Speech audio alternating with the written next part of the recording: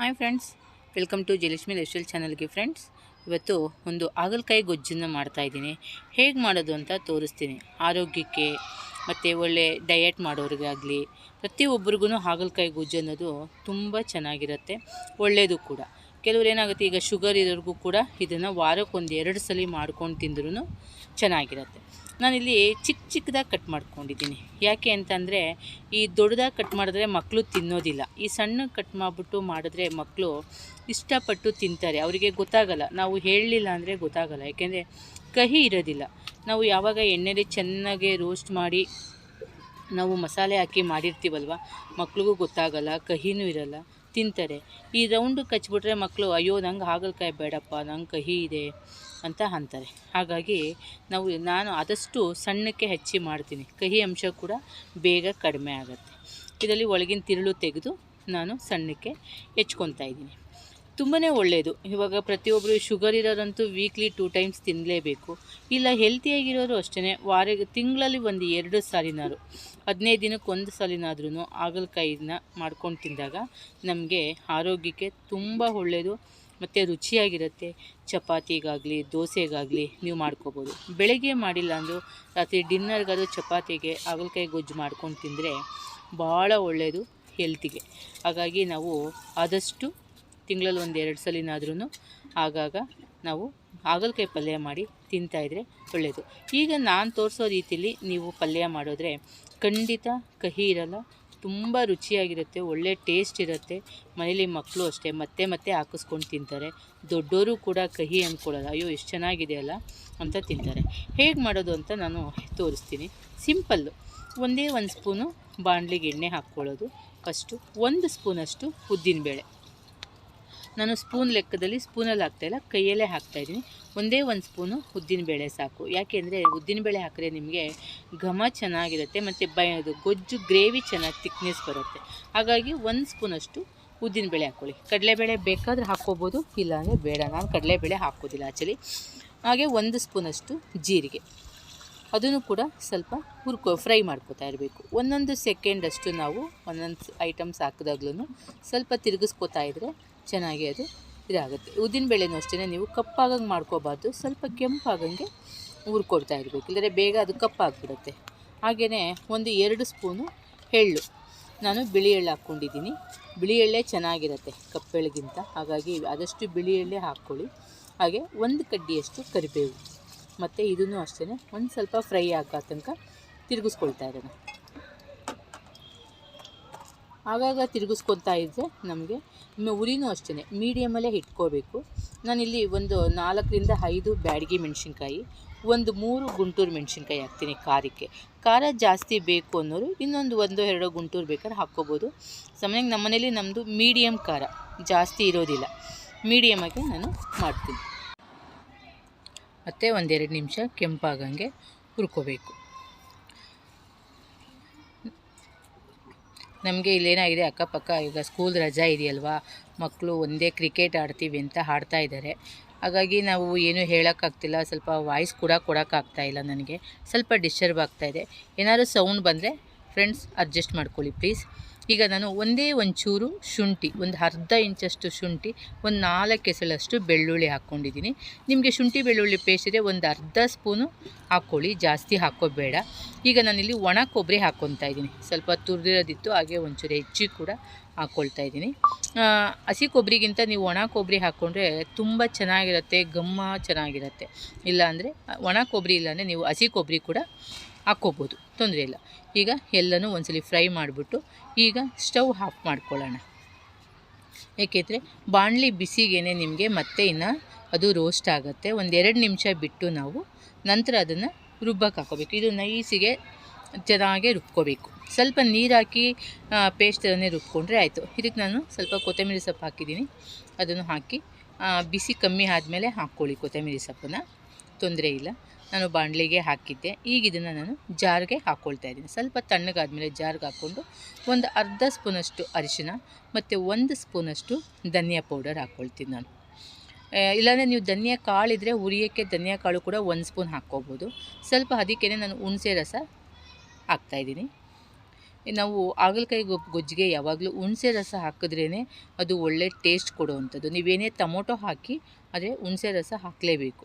ಜೊತೆಗೆ ಅದಕ್ಕೊಂದು ಸ್ವಲ್ಪ ಹಿಂಗು, ಒಂದು ಅರ್ಧ ಸ್ಪೂನಷ್ಟು ಹಿಂಗೆ ಹಾಕ್ಕೊಂಡು ಇಷ್ಟನ್ನು ಸ್ವಲ್ಪ ನೀರು ಹಾಕಿ ನೈಸಿಗೆ ರುಬ್ಕೊಳ್ಳೋಣ.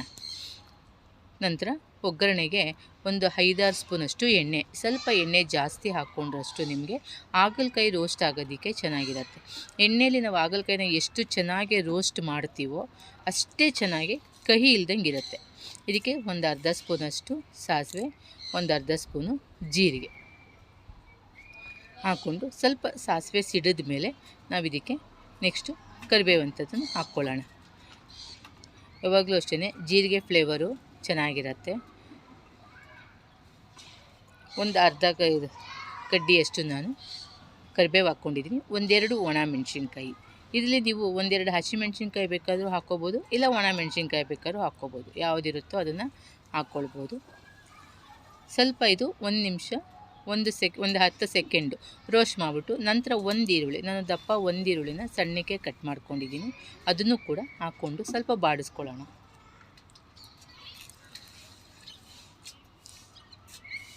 ಸಾಮಾನ್ಯವಾಗಿ ಇದು ಚಪಾತಿಗಂತೂ ಸೂಪರಾಗಿರುತ್ತೆ. ರಾತ್ರಿ ಅಂತೂ 1-2 ಚಪಾತಿ, ಒಂದಷ್ಟು ಹಾಗಲಕಾಯಿ ಪಲ್ಯ ತಿಂದುಬಿಟ್ರೆ ನಿಮಗೆ ಫುಲ್ಲು ಮಿಲ್ಸ್ ಆಗೋಗುತ್ತೆ. ಅಷ್ಟು, ಏಕೆಂದರೆ ಎಲ್ತ್ಗೆ ಒಳ್ಳೆ ಫುಡ್ ಅಂದರೆ ನಮಗೆ ಹಾಗಲಕಾಯಿದು. ಈ ಸಮಯ ಡಯಟ್ ಮಾಡ್ತಿರ್ತಾರೆ ಅಂತ ಇಟ್ಕೊಳ್ಳಿ, ಅಂಥವ್ರಿಗೆ ಪಲ್ಯ ಬೇಕು ಅಂದಾಗ ಇಂಥ ಪಲ್ಯಗಳ್ನ ಜಾಸ್ತಿ ಯೂಸ್ ಮಾಡಿದಷ್ಟು ಹೆಲ್ತ್ ಚೆನ್ನಾಗಿರುತ್ತೆ. ಶುಗರ್ಗೂ ತುಂಬ ಒಳ್ಳೆಯದು. ಹೇಳ್ತಾನೆ ಇದ್ದೀನಿ ಅಂತ ಅಂದ್ಕೋಬೇಡಿ, ಏಕೆಂದರೆ ಆದಷ್ಟು ಇದು ಶುಗರ್ ಇರೋದಂತೂ ವೀಕ್ಲಿ ಒಂದ್ಸಲ ಯೂಸ್ ಮಾಡಿ, ಭಾಳ ಚೆನ್ನಾಗಿರುತ್ತೆ. ನಾನು ಇದಕ್ಕೆ ಹಾಗಲಕಾಯಿ ಕೂಡ ಹಾಕಿ ಒಂದು ಸಲ ತಿರುಗಿಸ್ಕೊಂಡೆ. ನಂತರ ಒಂದು ಟೊಮೊಟೊ, ನಾವು ಹುಣಸೆ ರಸ ಹಾಕ್ತಾಯಿದ್ದೀವಲ್ವ, ಹಾಗಾಗಿ ಒಂದೇ ಒಂದು ಟೊಮೊಟೊ ಸಾಕು. ಒಂದು ಟೊಮೊಟೊನು ಹಾಕಿ ಚೆನ್ನಾಗಿ ತಿರುಗಿಸ್ಕೋಬೇಕು. ಈಗ ನೀವು ಸ್ವಲ್ಪ ಏನಪ್ಪ ಅಂದರೆ ಸ್ವಲ್ಪ ಮುಚ್ಚಿಟ್ಟು ಉರಿ ಕಮ್ಮಿಲೇ ತಿರುಗಿಸ್ಕೊತಾ ಇರಬೇಕು. ಆಗಾಗ ಒಂದು 2-3 ಸಲ ಇದು ತಿರುಗಿಸ್ಕೊಳ್ತಾನೆ ಇರಬೇಕು. ನಾವು ಬಿಟ್ಟು ಬಿಟ್ಟು ತಿರುಗಿಸ್ತಿರ್ಬೇಕು. ಯಾಕೆ ಅಂದರೆ ಎಣ್ಣೆಯಲ್ಲಿ ಹಾಗಲಕಾಯಿ ಫ್ರೈ ಆದಷ್ಟು ನಿಮಗೆ ಕಹಿ ಇರಲ್ಲ ಅಂತ ಹೇಳಿದೆ ಅಲ್ವಾ, ಹಾಗಾಗಿ ಒಂದು 5-10 ನಿಮಿಷ ನಿಮಗೆ ಬೇಕು. ನೀವು ತಿರುಗಿಸ್ಕೊಳ್ತಿರುವಾಗ ಸ್ವಲ್ಪ ಮುಚ್ಚಿಟ್ರೆ ನಿಮಗೆ ಆ ಕಾವಿಗೂ ಕೂಡ ನಿಮಗೆ ತಳ ಹತ್ತಲ್ಲ, ಚೆನ್ನಾಗಿ ರೋಸ್ಟ್ ಆಗ್ತಾಯಿರುತ್ತೆ. ಆಗಾಗ ಮುಚ್ಚಳ ತೆಗೆದು ನೀವು ತಿರುಗಿಸ್ಕೊಂಡು ಮಾಡ್ತಾಯಿರಿ. ಫ್ರೆಂಡ್ಸ್, ನೋಡ್ತಾ ಇದ್ದೀರಲ್ಲ, ನಿಮಗೆ ಇಷ್ಟ ಆದರೆ ಒಂದು ಲೈಕ್ ಕೊಡಿ. ಹಾಗೆಯೇ ನನ್ನ ವೀಡಿಯೋನ ಕಂಟಿನ್ಯೂಸ್ ಆಗಿ ಫಾಲೋ ಮಾಡ್ತಾಯಿರಿ ಫ್ರೆಂಡ್ಸ್. ಹೊಸಬ್ರು ಯಾರಾದಿದೆ ಸಬ್ಸ್ಕ್ರೈಬ್ ಮಾಡ್ಕೊಳ್ಳಿ, ದಯವಿಟ್ಟು ಸಬ್ಸ್ಕ್ರೈಬ್ ಮಾಡ್ಕೊಳ್ಳಿ ಫ್ರೆಂಡ್ಸ್. ಹಾಗೆ ನೀವು ಒಂದು ಲೈಕ್ ಕೊಟ್ಟರೆ ನನಗೂ ಖುಷಿ ಆಗುತ್ತೆ. ಜೊತೆಗೆ ನನ್ನ ವೀಡಿಯೋನ ನೋಟಿಫಿಕೇಷನು ನಿಮಗೆ ಮೊದಲು ಬರ್ತಾ ಇರುತ್ತೆ, ಖಂಡಿತ ನೋಡ್ಬೋದು. ಬೆಲ್ ಐಕಾನ್ ಒತ್ತಿದ್ರೆ ಅಲ್ಲಿ ಹಾಲ್ ಅಂತ ಬರುತ್ತೆ, ಹಾಲ್ ಅಂತ ಸೆಲೆಕ್ಟ್ ಮಾಡ್ಕೊಂಡಾಗ ನಾನು ಹಾಕೋ ವೀಡಿಯೋ ಫಸ್ಟು ನಿಮಗೆ ಬರುತ್ತೆ. ಈಗ ನಾನು ಮಸಾಲೆ ರುಬ್ಕೊಂಡೆ ಅಲ್ಲ, ಆ ಮಸಾಲೆನ ಕೂಡ ಈಗ ಹಾಕ್ಕೊಳ್ತಾ ಇದ್ದೀನಿ. ಹಾಗೆ ಜಾರ್ ತೊಳೆದಿದ್ದ ನೀರು ಕೂಡ ಹಾಕ್ಕೊಂಡಿದ್ದೀನಿ. ಎಷ್ಟು ಬೇಕೋ ಅಷ್ಟು ಈಗ ಸ್ವಲ್ಪ ನೀರಿನಂಗೆ ಮಾಡ್ಕೊಳ್ಳಿ. ನೀರಿನಂಗಿದ್ರೆ ಏನೂ ತೊಂದರೆ ಇಲ್ಲ, ಯಾಕೆಂದರೆ ಮತ್ತೆ 10 ನಿಮಿಷ ನಿಮಗೆ ಹಾಗಲಕಾಯಿ ಬೇಯಬೇಕು. ಚೆನ್ನಾಗೇ ಬೆಂದಷ್ಟು ನಿಮಗೆ ಟೇಸ್ಟು ಚೆನ್ನಾಗಿರುತ್ತೆ. ಇದನ್ನು ಸ್ವಲ್ಪ ನೀವು ಒಂದು ಸಲ 1 ನಿಮಿಷ ಬಿಟ್ಟು ಖಾರ ಅದೆಲ್ಲ ಆದಮೇಲೆ 1-2 ಸೆಕೆಂಡ್ ಬಿಟ್ಟು ನಂತರ ಕುದಿಯೋಕ್ಕೆ ಶುರುವಾದಾಗ ಈಗ ನೀವು ಒಂದ್ಸಲಿ ತಿರುಗಿಸ್ಕೊಳ್ಳಿ. ಇದೇನು ತಳ ಅಂತೂ ಖಂಡಿತ ಹತ್ತೋದಿಲ್ಲ. ಕುದಿಯೋಕ್ಕೆ ಶುರುವಾದಾಗ ನೀವು ಇದಕ್ಕೆ ಉಪ್ಪು ಹಾಕ್ಕೊಳ್ಳಿ. ಸ್ವಲ್ಪ ಟೇಸ್ಟಿಗೆ ಉಪ್ಪು ಮತ್ತು ನಾನಿಲ್ಲಿ ರುಚಿಗೆ ತಕ್ಕಷ್ಟು ಬೆಲ್ಲ ಕೂಡ ಹಾಕ್ಕೊಳ್ತಿದ್ದೀನಿ. ಸ್ವಲ್ಪ ಕಹಿ ಚೆನ್ನಾಗಿ ತಿನ್ನೋರು ಬೆಲ್ಲ ಬೇಕಾಗಲ್ಲ, ಏಕೆಂದರೆ ನಾವು ಚೆನ್ನಾಗಿ ಹುರಿದು ಮಾಡೋದ್ರಿಂದ ಕಹಿ ಆಲ್ಮೋಸ್ಟ್ ಕಡಿಮೆ ಆಗಿರುತ್ತೆ. ಸ್ವಲ್ಪ ಮಕ್ಕಳೆಲ್ಲ ತಿನ್ನಬೇಕು ಅಂದಾಗ ಒಂದು ಸ್ವಲ್ಪ ಬೆಲ್ಲ ಹಾಕ್ಕೊಳ್ಳಿ. ಒಂದು ನಿಂಬೆಹಣ್ಣು ಗಾತ್ರದಷ್ಟು ಬೆಲ್ಲ ಹಾಕ್ಕೊಂಡ್ರೆ ನಿಮಗೆ ರುಚಿ ಚೆನ್ನಾಗಿ ಬರುತ್ತೆ. ಈಗ ಒಂದು ಸ್ವಲ್ಪ ಲಿಡ್ ಕ್ಲೋಸ್ ಮಾಡ್ಕೊಳ್ಳಿ. ಒಂದು 5 ನಿಮಿಷ ಬಿಟ್ಟು ಮತ್ತೆ ತಿರುಗಿಸ್ಕೊಳ್ಳಿ. ನೀರು ಜಾಸ್ತಿ ಇದ್ದರೆ ಲಿಡ್ಡನ್ನು ಓಪನ್ನಲ್ಲೇ ಇಡಿ, ಮುಚ್ಚಕ್ಕೆ ಹೋಗಬೇಡಿ.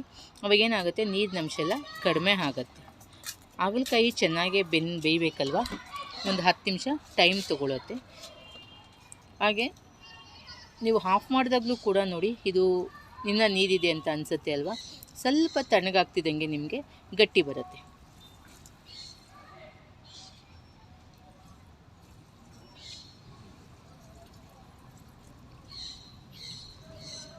ಮತ್ತೊಂದು ಸರಿ ಎಲ್ಲ ಮಿಕ್ಸ್ ಮಾಡ್ಕೊಂಡು ನೋಡಿ, ಇವಾಗ ಹಾಗಲಕಾಯಿದು ಪಲ್ಯ ರೆಡಿ ಇದೆ, ಗೊಜ್ಜು ಕೂಡ ರೆಡಿ ಇದೆ. ಇಷ್ಟಕ್ಕೆ ನಾವು ಆಫ್ ಮಾಡಿಕೊಂಡ್ರೆ ಸಾಕು. ತಣ್ಣಗಾದ್ಮೇಲೆ ಇನ್ನೂ ಗಟ್ಟಿ ಬರುತ್ತೆ.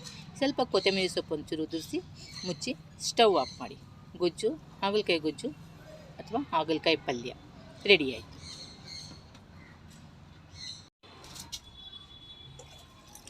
ನೋಡಿ, ಗೊಜ್ಜು ರೆಡಿ ಆಯಿತು. ಈಗ ನಾವು ಸ್ವಲ್ಪ ಸ್ಟವ್ ಆಫ್ ಮಾಡಿ ಒಂದು 2-3 ನಿಮಿಷ ಆಗಿದೆ ನೋಡಿ. ಇವಾಗ ಗಟ್ಟಿ ಕೂಡ ಬಂತಲ್ವ, ಹಾಗಲಕಾಯಿ ಪಲ್ಯ ರೆಡಿ.